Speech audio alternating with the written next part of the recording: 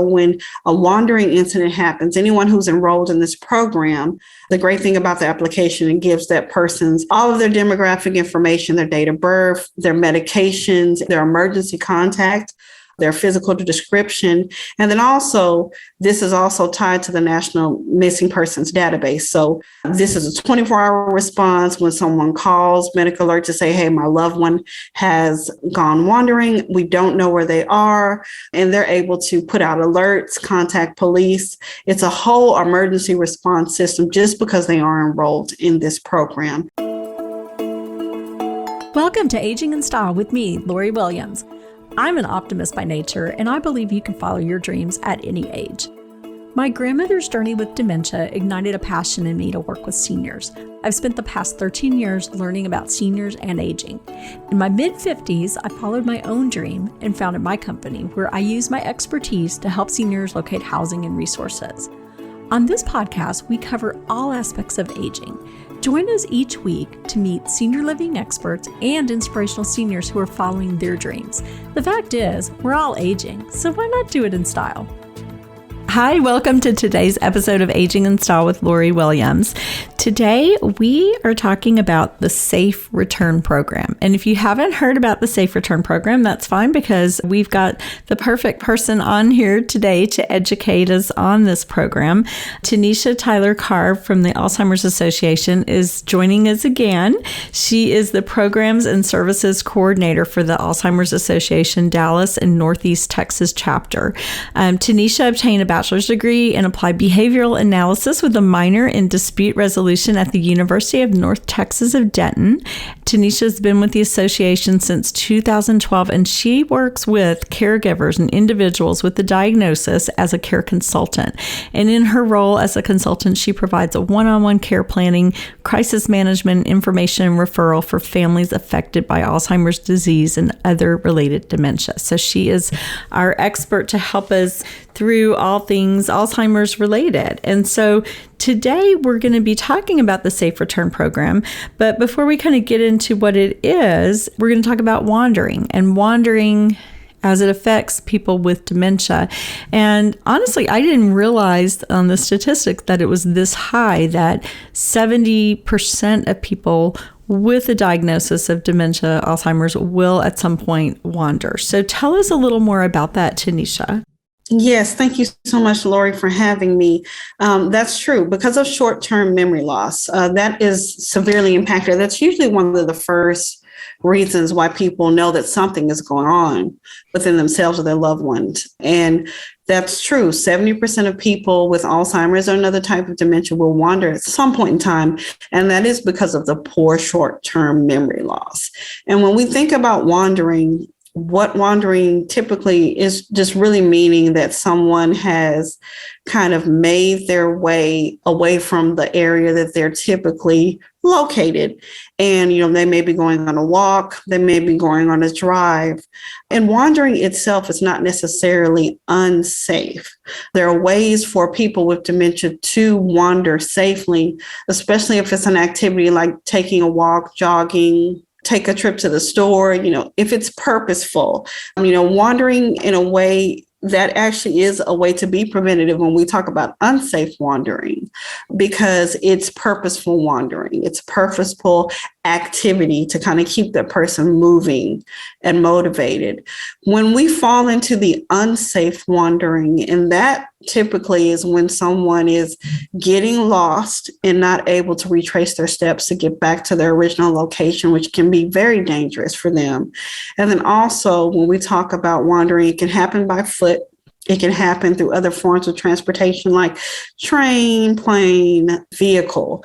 And when wandering becomes unsafe is when a person is not able to retrace their steps, get back to their location of safety, and is going to continue moving with no intended destination or purpose in sight outside of, in that moment, just confusion and maybe going to a destination in that moment that is where they want to be, but without really any wherewithal or understanding of just safety. And so that's when it becomes unsafe. Mm-hmm. And when you say safe wandering, do you mean that someone is with them when they're wandering, or they're just in at the state where they still know how to get home, but maybe they go to the grocery store and they're just wandering around because they enjoy just walking around and just seeing what's happening. Something like that, preferably someone with them, or just a scheduled wander, a scheduled trip, maybe like you said, taking a trip around the block, but still able to go straight back to their location, taking a walk, doing an activity where they're just up and moving. So that's definitely safe. And you want to try to incorporate that. That's also a way to prevent unsafe wandering where you're not able to track this person. And unfortunately, that can be a very dangerous situation because they're not able to retrace their steps and get back to their original destination. Family doesn't know where they are. People don't know where they are, and they're not able to really contact anyone in that moment. In their mind, in that incident, they're not contacting anyone to let them know where they are. And so they're going to a destination in their mind at that moment, and they're going to get there, through any means necessary. Exactly. And that can be very dangerous for them. And they can also be very vulnerable to who they encounter because of that. And I have heard stories from families that, maybe mom was trying to get back to the house that they lived in 1970 Absolutely. Because in her mind, she was still there. Her kids were little kids. Or I have to go to work and maybe I'm retired, but I have to go to work, or I have to go get the kids from school, or I don't recognize where I'm at currently. This is not my home. And I need to go to my home. Yeah, absolutely. So tell us about the Safe Return program and what that is. Okay, well, the Safe Return MedicAlert program is through the MedicAlert Foundation. They've been established since, the early 50s. And when we think about medical ID bracelets for different conditions, the MedicAlert Foundation is the organization that supplies those. But those specifically for wandering support for those who have Alzheimer's, another type of dementia, or other cognitive disorders, for someone who has a high propensity to unsafely wander. This MedicAlert Safe Return MedicAlert Advantage program is appropriate for that population. So this is a 24-hour emergency response. The MedicAlert Foundation, there's a 24-hour call center. So when a wandering incident happens, anyone who's enrolled in this program, the great thing about the application, it gives that person's all of their demographic information, their date of birth, their medications, their emergency contact, their physical description. And then also, this is also tied to the National Missing Persons Database. So this is a 24-hour response when someone calls MedicAlert to say, hey, my loved one has gone wandering. We don't know where they are. And they're able to put out alerts, contact police. It's a whole emergency response system just because they are enrolled in this program. And typically people who are enrolled in this program, there are different options. There are dog tags, there are watches, there are bracelets.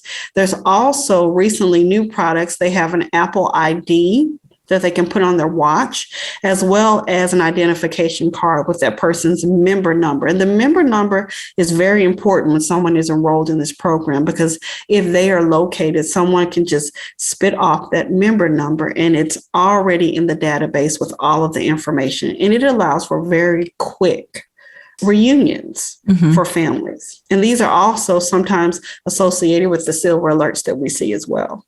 Okay. And I'm sure there's a cost involved, but is it, I guess it depends which type of product you use, what the cost is. Yes, there is a cost involved. There is an annual renewal fee to be enrolled in the program. And there's also the cost of the jury itself. And then also for it to be replaced, should your loved one lose it, which, can happen, especially with someone who's memory impaired. So the great thing is that there are chapters at the Alzheimer's Association, the Dallas and Northeast Texas chapter specifically. We have a scholarship program for anyone who'd like to be enrolled in this program. And there are other chapters across the U.S. that may have scholarship programs. Not all chapters at the Alzheimer's Association have scholarship funds for this program, but there are some that do. And we will pay for the enrollment, and we will also pay for the jewelry.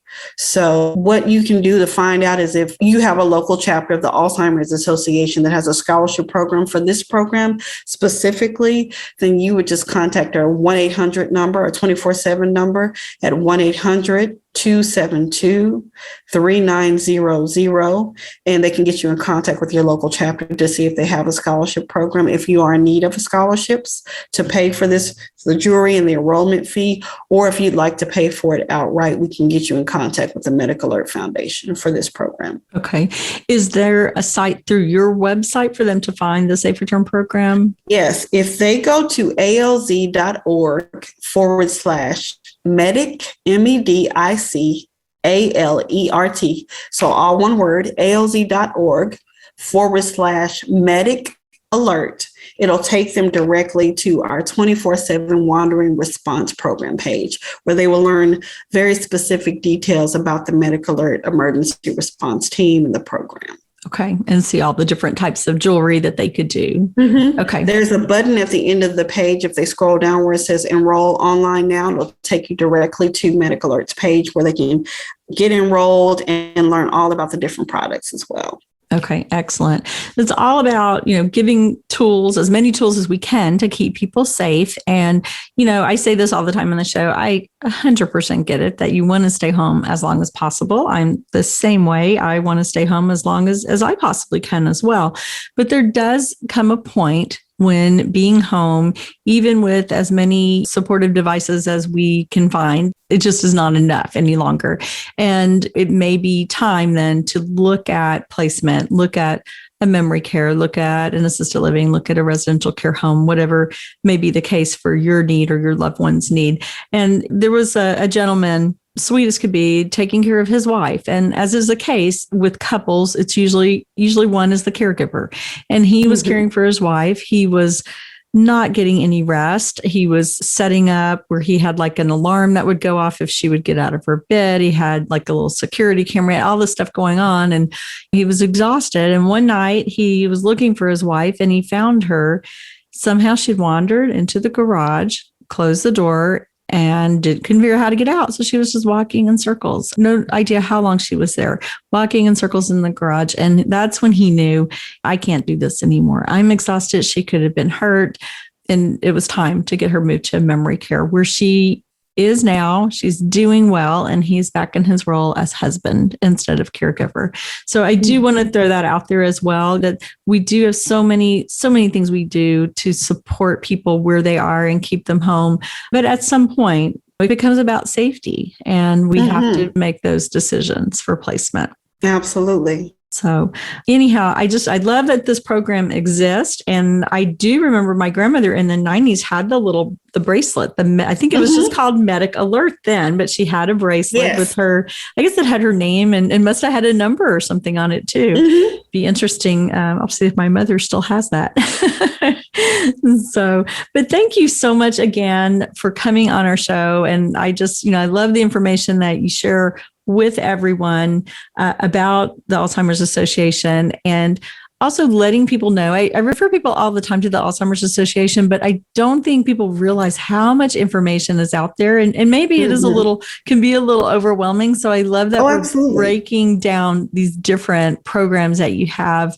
And, I look forward to, as I mentioned in one of our other podcasts, that we are going to monthly have Tanesha on so that we can talk about all these great programs through the Alzheimer's Association and just provide that education that people really need. So thank you so much, Tanesha, for being on the show. And thank you for having me. Always have such great information, and we will send people to the website. We'll make sure we have it on the podcast and also on my website. So anyone who wants to learn more about the Safe Return program will be able to. And again, my website is LoriWilliams-seniorservices.com. Thanks so much, and we'll talk to you next week.